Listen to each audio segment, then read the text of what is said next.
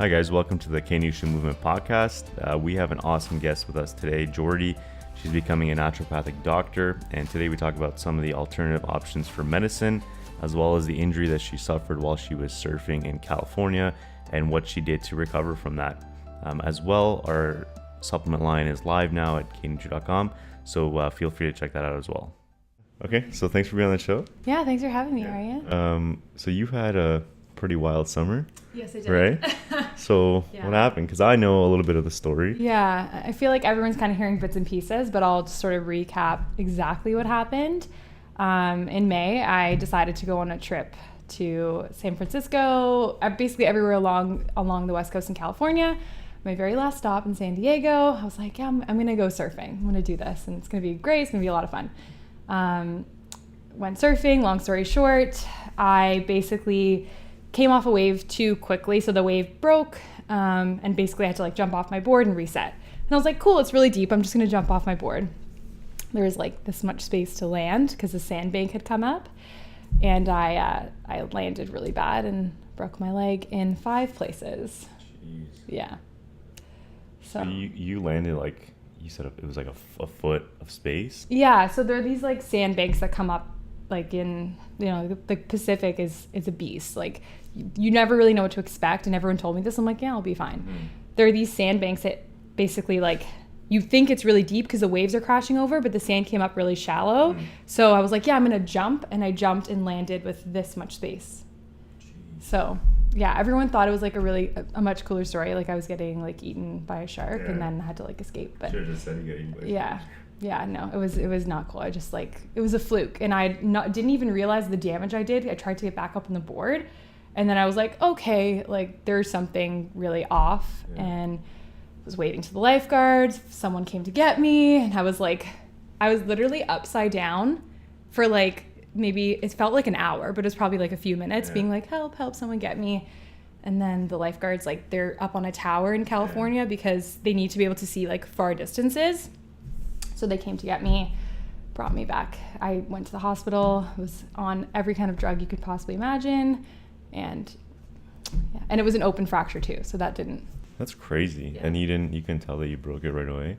No, well, until I saw the bone sticking out of my leg, I was like, oh, okay, I'm just gonna... Were you just shot with adrenaline at that point? Yeah, I didn't realize... you don't realize, I think, until after. Any person who I've talked to who's had, a very serious injury, doesn't actually know something bad's happened until maybe, half an hour to an hour after they're like, okay, I'm in a lot of pain, right? So... Yeah, that's tough. Yeah. And that small impact, you wouldn't think that, landing on a sandbank would literally rupture your leg. Yeah. That's just a ton of impact coming down. Yeah, but people break their leg falling on the stairs or they miss a step. So it's just really a fluke. And yeah, but anyway, it's going to be 6 months on November 7th that happened, 6 months ago, breaking 5 bones. Yeah. Well, how was the rest of your trip after that? Yeah, so the rest of my trip, that was the last day. Right. So everyone's like, oh, you must hate California. I actually love the West Coast. It's just so different because everyone's really health conscious there, and that's right up my alley. And everyone's so instead of going home after work, people go and they surf and they you know what I mean? It's just a different vibe. It was really nice to get away and do something like that. And I don't really look at it in a negative light because of what happened to me. I still see all the positives, and I don't know if that's partly my personality, but yeah, I still had a lot of fun. Despite spending another 2 weeks in a hospital in San Diego after that. Oh my God. Yeah. So you got to spend a little bit of extra time there, and then what did you just stay in the hospital and recover? Yeah, so I basically they rushed me to the hospital, and it was so funny because I was I was supposed to start my residency, I was supposed to start, I'm studying, to be a naturopathic doctor, and I was supposed to start my clinical residency the day after I got back. So I was talking to the nurses, and I didn't realize how bad it was. And they're like, yeah, we're just going to see if you need surgery. They were trying to be nice. They're like, you might need surgery. And I'm like, okay, but if you can you just tape this thing up so I can get on the plane and get out of here? And they're like, okay, we'll come back. Anyway, they were like, yeah, you're going to need a lot of hardware in your leg. You're going to be here for an extra few weeks. At that point, I was like, okay, I'm going to call my parents, tell them what happened. And I called my boyfriend, called my parents. I was like, yeah, I broke my leg. I'm cool. Everything's good. See you later. but they came down and they supported me and they were there with me through the whole thing. So well, that's good. You have a good support system. Yeah. So that's helpful. So they wouldn't just, I guess this might be a dumb question, they wouldn't just wrap your leg up and get you to do surgery back home? Like there's no way of flying on an airplane like that? Because it was a high risk fracture, so it was an open fracture. Like I was losing a lot of blood, and then additionally my anterior tibial artery, basically the artery that supplies your lower leg, was like these, like here it's running, and the two bones that had broken kind of created a little bit of a kink in the artery. So my foot was white. I had never seen skin that white before, and they were like, okay, if we don't operate shortly, like you might lose your leg. So I didn't care. Like I wasn't even thinking about the money. I wasn't thinking about anything. I'm like, just get me back to normal. And luckily, like you had travel insurance, I had travel right? insurance. So like PSA to everybody, please get travel insurance. And you never think these things are going to happen to you until they do. Yeah, of course. Yeah. So what would that, like, say you didn't have travel insurance? Yeah. Would they cost you like a house? They give you the bill. So because everything's like, you basically in the States, you get like a bracelet or a tag or something. So like every time someone comes in, they scan your bracelet and they add that to your bill. Like every blanket, every time you get water, like everything. Every time you get up to go to the bathroom and someone helps you, you get charged. Wow. So my bill was, so I was there for a week total, exactly 7 days. My bill was $200,000 US for the surgery, for everything, for my stay. And then that doesn't include other physicians that bill you separately, because every physician bills separately in the States, right? You have your ortho surgeon, you have your anesthesiologist, your everything. So I just finished dealing with the insurance like last week, and it's almost 6 months. Wow. So that's like medicine a la carte. Like you got it every time. It's like a grocery store. It's like check. And they're not shy about giving you the heavy stuff, because they're like, well, you're just paying for this. So like, here's some fentanyl. Here's a benzodiazepine. Like, there you go. Was that like tough with, because I know I broke my ankle a long time ago, but it wasn't, it was like a compression fracture. It was nothing that serious. Yeah, but I know, they gave me some medicine, T3s or Percocets or whatever. And I mean, after a while, like I just couldn't take them anymore. It made me so sick, and it was almost like I would rather tolerate a little bit of pain than to feel the way I did on a painkiller. Yeah. I think the way they do it in the States is a little different, just because you are paying. So like if I had the same injury in Canada, they wouldn't keep me for a week because they can't afford to. Mm-hmm. They'd keep me for maybe 1-2 days, send me home with a boatload of medicine to take, like probably a lot of narcotics, and then I'd have to do pain management on my own. I did in the States, so they very closely monitored everything they gave me, and it was all IV, right? So after that 7 days, I didn't really need heavy stuff anymore. So I only went home with T2s and like ibuprofen. I didn't go home with a lot of stuff, so I was okay. And I just I was fine. And you know me, like I'm into a lot of the natural stuff, so I was taking a lot of like natural anti-inflammatories and like doing some more natural pain management, that kind of thing. And I found that really helped me. And I don't know if it was a combination of what I did or like my mental game that helped me like kind of push through the pain, but ended up being fine. Yeah. That's wicked. Yeah.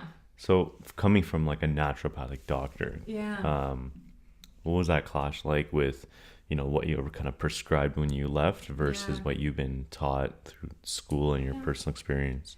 Well, it's interesting because like, I think a lot of people have a perception of NDs and, alternative medicine in general. Like I can't speak to other professions, but like you have your Western medicine that gives you the drugs, and then you have your like, natural doctors that don't. And that's not really the case. So with like, the training in school, like, yes, we're able to recognize when there's a time and place to do natural medicines, but there's also time and place where you do need those like, you do need those painkillers. You do need other things. You do need like, your statins for high cholesterol or whatever it may be. But then also recognizing like when there is a place to say like, no, enough is enough. Like I'm going to try and do this a little bit more naturally. Right. So yeah, it was a fine balance. Like when I really was in a lot of pain, I allowed myself to have that. And then when I was like, no, I'm going to try and manage this on my own. And I did that, and I was fine. So what did you take in terms of naturopathic, let's say products to help with inflammation or pain or recovery? Like what did that look like for you? Yeah. So I'm going to preface this by saying in no way should people take this as their own medical advice, because I'm always supposed to say that, given the profession that I'm in. So basically I did a lot of research like on post-op care and sort of like what there is out there to help with like fracture healing and all of that. I did pretty high dose of fish oil. So I was taking close to 20 grams for the first few weeks out of my surgery. I did like curcumin, so like a really strong form of curcumin called theocumin. So it's like turmeric, right? If most people know it as turmeric. I did things like bromelain. And then I also did a lot of like bone builders, like vitamin D and calcium, magnesium, phosphorus, K, all that stuff. I did a lot of like hydrotherapy, so a lot of like hot and cold alternating to try and get the blood flowing and moving and helping with the swelling. Oh, there's so much that I did. And especially because the first 8 weeks, I wasn't even allowed to touch my foot to the ground. So I couldn't do physio. I couldn't do anything for 8 weeks. So it was all like, let me work on this internally first, and then when I start physio, then I'll just be in such a better place because I've done all the work beforehand, right? So. And then, so for anyone that doesn't know, like I know you from the gym, right? CrossFit, solid ground. You work out here, you do some coaching here. Yeah.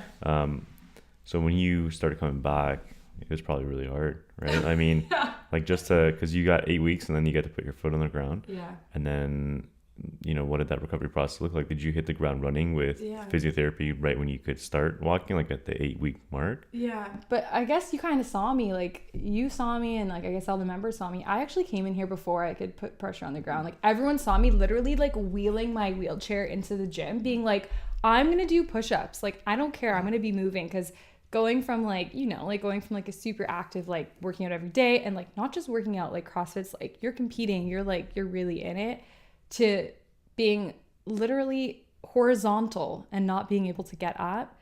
I was like, I need to do something. So I got in here as soon as I can, just to like feel better, if anything. And then once I hit that 8 week mark, I did physio 3 times a week. So I found a really good physiotherapist that I work with, and they had a lot of amazing tools to help me. I did like an anti-gravity treadmill and so many other things. And then I came in here and I worked on the physio outside of physio. So I was just like 110% committed to like getting better, and like every week, and I'm sure people followed kind of my journey on Instagram, but like every week something was happening for me, something new that I couldn't do the week before. And that kind of gave me the gratification that I was moving in the right direction, and pushing, like, it's hard when you get an injury, because you're like, is this pain something I should be pushing through? Should I be chilling more? Like, it's really difficult because you don't know how to listen to your body when you're injured. It's difficult. So yeah, here I am now, and I'm like, okay, I did everything, Yeah, that's the one thing that I found through any injury. And I think for anyone that doesn't know, I had a small injury in the summer, and we were kind of like going through that same boat together. Obviously mine was a little bit more mild of an injury, but I had just hurt my knee going knee to knee with someone at hockey, and it was the strangest prescription from a doctor, because he said if it hurts, slow down, but if there's some discomfort, then you're kind of okay to push through it. And to assess that tolerance by yourself is probably one of the most difficult things to do, because there's no scale, no one can help you. It's just in your head and what you think you should be doing. Yeah. And I had the same experience with like both of my ortho surgeons. It was interesting. Like, I won't say where I went, but I basically bounced back and forth between a few surgeons, because I didn't really feel like the first one was invested in my care. They were kind of just like, oh yeah, you're good. I'm like, okay, but like, what should I be doing? Like, me, like, I'm so like, I want to do everything possible I can to get myself to like that optimum level. And they were just like, you're fine. It'll get better. You're good. I'm like, okay, but I want to know, should I put 30% weight? What should I do? They don't really have the answers. So I feel like a lot of times with injuries, you kind of have to like dig deep within yourself and understand your body, know your body, and push yourself to like a limit that you're comfortable with. Even with physio, like, yes, there's some amazing physios that will help you, but ultimately, like, you need to know your level of tolerance and sort of where you're at. Yeah, and I think going and seeing like the best of the best in any industry is super important. Yeah. So I know, like, when I hurt my knee, the initial diagnosis from the doctor who sent me for an ultrasound, and an ultrasound, for anyone that doesn't know, is a pretty crude measure of what's happening inside. Until you get an MRI, you can't really see what happened. But he basically looked at the ultrasound results and they came back with a partial tear in the medial meniscus. And so, again, for anyone that doesn't know, the meniscus basically doesn't regrow. You can just kind of peel away layers of it. And some people have the meniscus completely removed, especially athletes like basketball players that need to get back on the court. And they'll go bone on bone for years until they get like a full knee replacement. Right. So when I had that injury, like I was extremely concerned. Go to the doctor, do the follow-up. And he goes, I don't want you to ever squat heavy again on your leg. And I'm like, cool. That's like part of my life, right? I'm like, in the back of my head, I was like, there's no way. Yeah. But, consciously, I was like, this is devastating, right? Because if he has this advice, I should probably listen. I don't want to be, limping around when I'm 30, 40 from arthritis in my knee. So, he basically said, like, don't play hockey, don't squat heavy. And those are like two of the things that I love doing. Right. I'm not good at hockey, but I love to play, right? Like, I'm like, I can't see myself not. So, it took some time, and then I got a second opinion from the physiotherapist here, and he took me through some motions. He's like, there's no way if you feel this amount of pain and you can do this kind of motion, then there's really no chance that you have that kind of torn meniscus. And maybe the ultrasound revealed something that happened a long time ago. So, I think it's not to discredit the doctor by any means. He used what he had in his books and what he was capable of doing. Mm-hmm. But for anyone that has like an injury or has a broken bone, to consult like different people. Exactly. I mean, you have to take the initiative and really go out of your way to make sure that your treatment plan and your follow-up and whatever you do is completely in your hands at that point. So you got to go see a chiropractor if you have to, a physiotherapist, athletic therapist, an ortho, right? Which is what you did. You get multiple opinions. Yeah.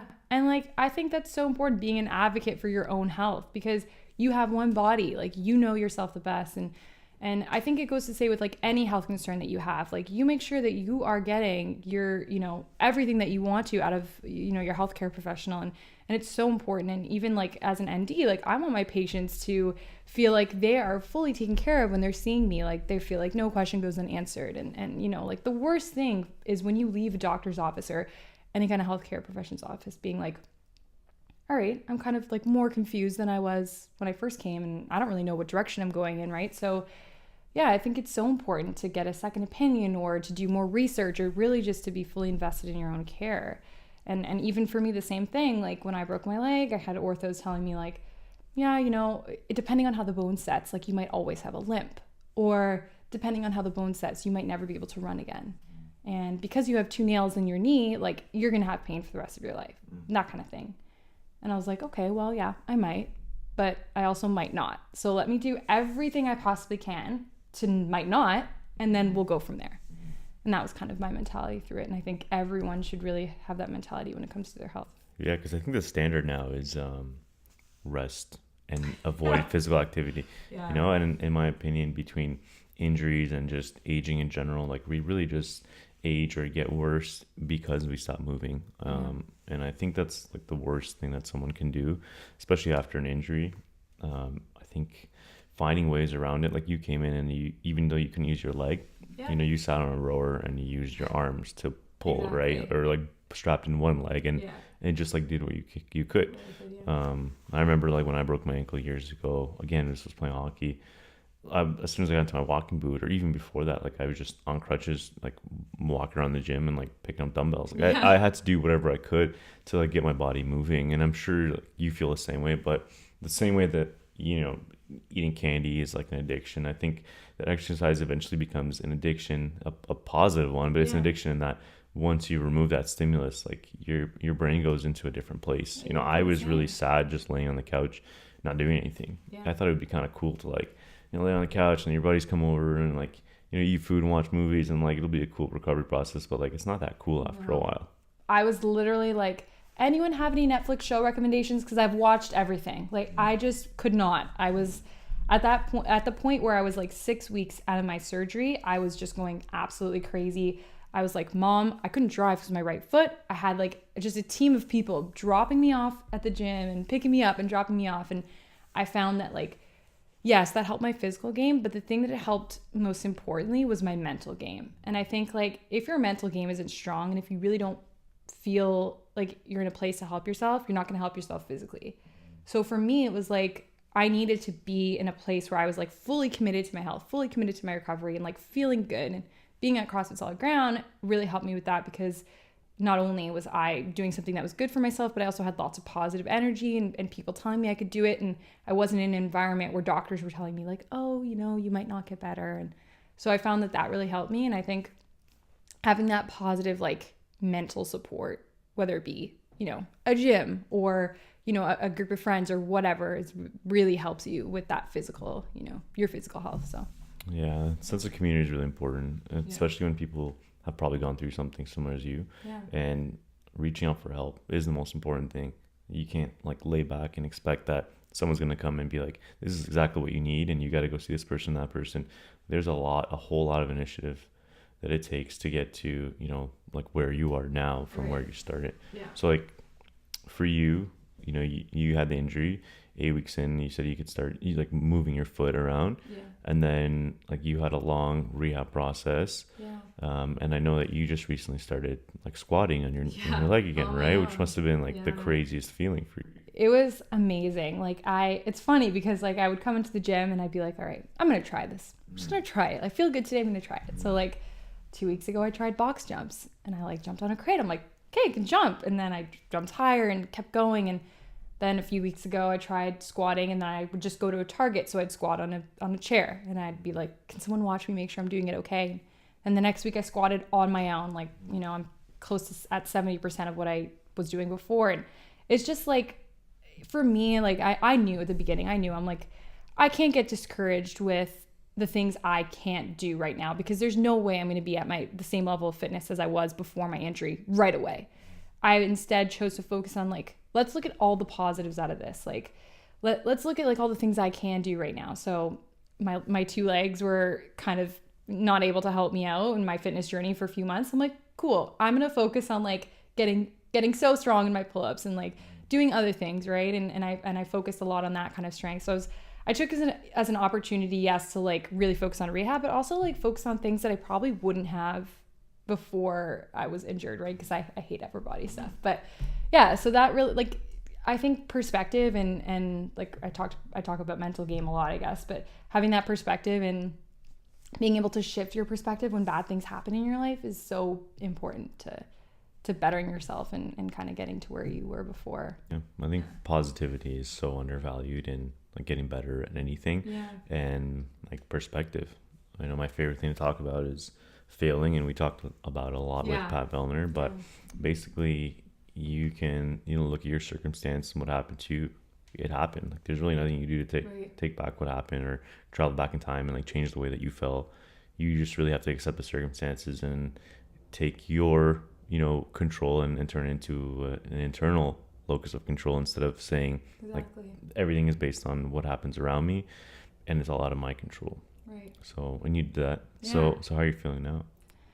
I'm honestly pretty shocked with my recovery. Like I went from, you know, being in a lot of pain a few months ago, walking around, because I just started my residency in September. I postponed it so I could really focus on my recovery, to now where I'm like, okay, yes, it's like swollen at the end of the day, but really I can do everything that I did before, maybe to not the same strength level, but I can jump, I can run, like I can do almost everything. So I'm really like very grateful that I really took the time to focus and, you know, tune in on my recovery, but B, I was healthy beforehand. And that really helped me, I think, like having such an able body, being able to like recover so quickly. And I think I would always stress now when I see clients and patients, and, you know, I work with a lot of people, I talk about how important it is to be healthy before something bad happens in your life, like you fall. Because I think it's just so important to get you to that optimal level. And yeah, that's probably the best part about, I think, being healthy is not that there are always direct effects, but that there are things that can help prevent. We see that, I mean, it's supported heavily by science in any field, like whether you talk about, you know, injury, prevention, recovery, and then even to go as far as cancer, you know, with relapse, response to therapy, neurological disease, like literally everything. And actually my older brother was in a like severe motorcycle accident probably about a decade ago, and the doctor basically said, like, if you weren't physically fit before this happened, like, we don't think that you would have survived through it, because it just takes such a toll on your body, and through the recovery process you can't move a lot, so there's muscle wasting. And if you have that, that small amount of muscle, or even that muscle recovery and memory to get back into movement, like, it's extremely helpful. And it's just like so motivating for me to continue my fitness throughout my life's journey, because if I have a slip and fall when I'm an elderly, like, I'm probably not going to break my bone, like, because I have that that muscle cushioning all my bones, and I'm healthy and I'm stable and I'm, my balance is good, like that kind of thing. Whereas I don't think people really value that until something bad in their life happens, that kind of where before they might have taken their health for granted. And I think that's one of the biggest lessons that I've learned throughout this whole thing is, like, I'm never going to take my health for granted again. Like walking, or like the fact that like I was in great shape, like I now really value that, and I see how like important it is to be at that point. And I don't want to shy away from the mental game part of it, because it's so important. And like you said, positivity fuels that process. It keeps you going, it makes you stronger as a person. But also, I think to go through something like that, to recover, do it on your own, and kind of defeat that challenge, builds a lot of confidence in your ability to do other things, which I believe translates into other aspects of your life. And I think if it weren't a broken bone, I think it should be that way for anything that people experience in their life. So whether you get diagnosed with, like, an autoimmune disease, like inflammatory bowel disease, for example, or something else, like you have headaches, I don't think people should just be like, cool, I broke my leg, cool, I have inflammatory bowel disease, like, we'll just see how this goes, like, yeah, whatever. Like, I think you need to be doing everything you possibly can to help yourself in that situation. Like, in the bad situation you were placed in, like, you have to find something that can help you, and because that'll help your mental game, but again, it'll help you push past that barrier and be like, wow, if I did this, if I helped make my symptoms better, if I helped heal my leg, I can do so many other things. And I want to talk about naturopathic medicine for a bit, because that was a new field for me. A couple years ago, I was having a ton of issues with, like, my sinuses. I broke my nose a few times when I was in high school, so it's always been a real issue for me, especially in the winter time, in the dry air and all that. And I couldn't really find any answers, going to see doctors. So I saw a naturopathic doctor, and it was so new to me. Like, even the process of, like, trying to figure out what's wrong, and like diagnosing the issue, and like provide natural remedies to fix it. If you can just give a quick explanation on what naturopathic medicine is, because I think a lot of people are still new to it, or they've never even have been to a naturopathic doctor before. Right. So the best way I like to describe this is, a patient comes in and we use a lot of the same tools as a medical doctor would in order to diagnose, whatever medical condition they have. So we do like physical exams, laboratory testing, comprehensive medical history, that kind of thing. But our treatment protocol would be different than a medical doctor in that we probably won't prescribe any sort of pharmaceutical drug. We would more lean towards, natural remedies, diet and lifestyle, botanicals, nutraceuticals, you name it. So it's a very similar process of investigation, should I say, but similar process of investigation. I don't know if I said that right. And then different process of treatment. I think it's something that can treat a multitude of conditions, and people probably are unaware of all the things that NDs can do, but it's one of those areas where, like, it's really starting to come to a light now, and more people are learning about it, so it's great. I think that's been a trend over the last, I don't even know how long, maybe even 10 or 20 years, that people have just been taking their health more seriously. We just have access to so many different resources. Right. That's one of the reasons I think Whole Foods has gotten so popular, maybe a little bit overpriced, but they're definitely, they provide an alternative to getting in a grocery store and getting healthy alternatives to what you really need in your kitchen. And prevention now is appealing for people, like, and I think it should be. We work a lot, like, I don't want to say that MDs work with reactive medicine and NDs work with preventative medicine, but in a way we kind of do, because when you go to a medical doctor, often it's like it's too late. You already have your whatever. You have your I'm experiencing headache. I'm experiencing digestive problems, and that such thing. And so MDs are very much reacting to the problem, whereas a lot of people come to us to sort of optimize their health before they end up getting to that fork in the road, right? Mm-hmm. So it's kind of nice to see how many people are really invested and like actually want to better themselves so they don't end up, in that bad situation. And it's, someone was telling me the other day, I think I was talking to a pharmacist who was saying that all the hospitalizations in Canada, the majority of hospitalizations, I don't remember the statistic, but it's from preventable health conditions. Mm-hmm. So cardiovascular disease, like things that could have been stopped if people were to take action about their health in the past, right? So there is a need for it, huge need for it. Well, prevention, I think, is easily the most important thing that we should focus our time and energy on, especially in North America. If you look at the healthcare industry, they could save billions and billions of dollars by focusing more on prevention and less on treatment. But if you look at the numbers and how much gets invested into prevention, right, in terms of like education or awareness versus how much gets invested into treatment plans and healthcare, like the numbers are staggering. It's unbelievable how little attention prevention gets. But on the other end, it does take a decent amount of energy on someone and initiative to start that prevention model. When we had I believe it was Dr. Connor on the show, I was talking to him a lot about doctors and if their ability to prescribe, like say, exercise and diet to cure or prevent a disease. And so he made a really valid point. It was like a lot of people will come in and like let's say they're 50 years old and they have high blood pressure and that you can reverse that with diet and exercise, but they're not going to do it. And it's almost like you're not being pessimistic, you're just being a realist about the scenario. And if you don't put them on medicine, like they might die. And that's really what it comes down to. So it's really tough to get people to take action when they know exactly what they need to do. And you and I sitting here, like, it seems simple. You're like, well, just eat well, like cut out the fast food, cut out the processed sugar, don't have a bag of chips at the end of the night, don't have a bowl of ice cream every night, and maybe go for a walk every day. But most people, like, they won't do it. Yeah, exactly. And I think the point you made about medical doctors and GPs, it's very valid. And we work, I'm at a clinic on Fridays where we work actually very closely with medical doctors as well. So it's interesting because we see a lot of diabetic patients who come in and they're taking metformin and that kind of thing, insulin sensitizing drugs, and we have more time to spend with them as NDs. Like we're gifted kind of with that time, whereas MDs just don't, and they don't have that same amount of time to be able to help patients make health easier.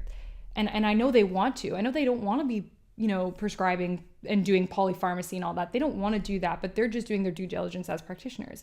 So for us, it's like, how can we sit down with this patient and help them realize that their achieving health is obtainable and something that they don't have to be scared of. So that's the biggest thing, I think, time for NDs. Like we say, okay, let's work on one thing at a time. You don't have to take out all your POP and exercise and do everything all in 1 week, but let's make this achievable. And so, I think the most important thing for patients is realizing that, like, they don't have to do it all. You just have to start somewhere. You have to start somewhere, and you make one big change or one small change, and then gradually that will lead to a big change in the long run. Because if you cut out, for someone who's never exercised and who has a poor diet, you cut out what they're used to eating and you force them to get in the gym, they're going to collapse. Like, there's no way. It's just not sustainable, right? And then they're going to be like, screw this. I'm just going to keep popping my pills. And now they're scarred from exercising or eating well. So they'll probably never do it again. And then you also mentioned heart disease, which I think is so important because it's literally the number one killer of men in North America. Like, you're talking about millions and millions and millions of lives lost to heart disease and heart disease related disorders, heart attacks or, anything that has to do with like plaque buildup. And I mean, you see nothing that goes against that in popular culture, right? Like, fast food is still so embraced. The marketing behind it is so happy and friendly, but you get these like massive warning labels on like cigarette packs. I'm not saying cigarette packs are not, I'm not saying they're good, right? I'm not trying to take away from the harm that cigarettes do, but you look at what the real killer of men is, and we're not really doing anything about it. Like that culture of like watching TV and like eating junk food and like having beers, like it's still perfectly acceptable. Right. There's nothing wrong with it. But doing that over years and years and years without exercising is going to get you to a bad place in your life. Yeah, for sure. And I know the thing is, like, when people are in the thick of it and they can't really step outside of that and step outside of their lifestyle and sort of look, proactively into the future, it's a lot of times people look retroactively and they're like, oh man, I wish I would have not eaten burgers all the time for breakfast, lunch, and dinner or whatever. And so I think right now the most important thing that medical doctors, naturopathic doctors, anyone working in the health profession is educating patients and showing them that there are options, right? Because the more you educate people, the more they feel empowered.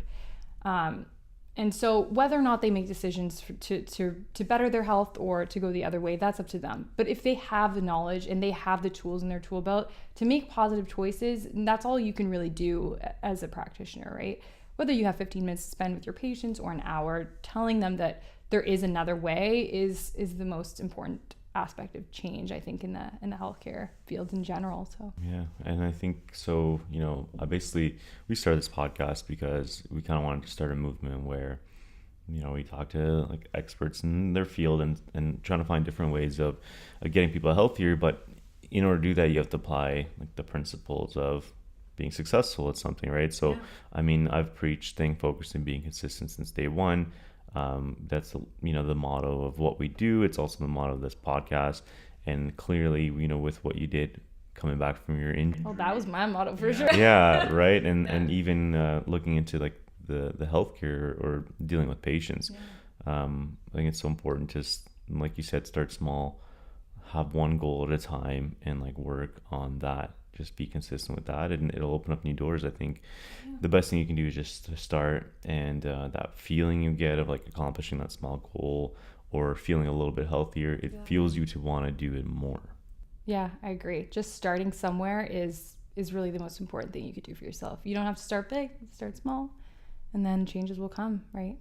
Yeah. Awesome. And if you get like one last piece of advice for someone who maybe is thinking about going to see a naturopathic doctor, but they're just too used to being, going to their MD, which is not a problem, but if they wanted to get like a second opinion for that. One piece of advice. I think that honestly and truly, I think that people who are ready to see a naturopathic doctor are ready to see a naturopathic doctor. I don't know if I can give a piece of advice because I think a lot of the patients we see, they're at the point where they're kind of frustrated. And I think NDs have a lot of good to offer in terms of, helping them find a different way to achieve optimal health. But also, like, if you want to work with someone who has a lot of time to spend with you and who has a lot of different ways of looking at healthcare and helping you personalize your healthcare, I think an ND is a great person to see. Yeah. Totally agree. Yeah. All right. Well, thanks so much for being on the show. Thanks for having me, Arian. It was great to be here. Yeah. So if you want to just let everyone know where they can find you, let's say if they want to connect with you on social. Yeah. Oh, I don't even know what my social media thing is, but I started a recovery page for my tib-fib fracture. Yeah. So it's at tib.fib.fracture_recovery. Perfect. So you can see all the weights I lifted and all the swollen ankles and all that. Perfect. Yeah. Okay, awesome. And again, guys, I'm Arian Fazeli. I'm the founder of K Nutri and the K Nation Movement podcast. We're happy to launch our supplements. So if you want to check those out, you can head to knutri.com and email us with any questions you have. So thanks for being on the show. Thank you.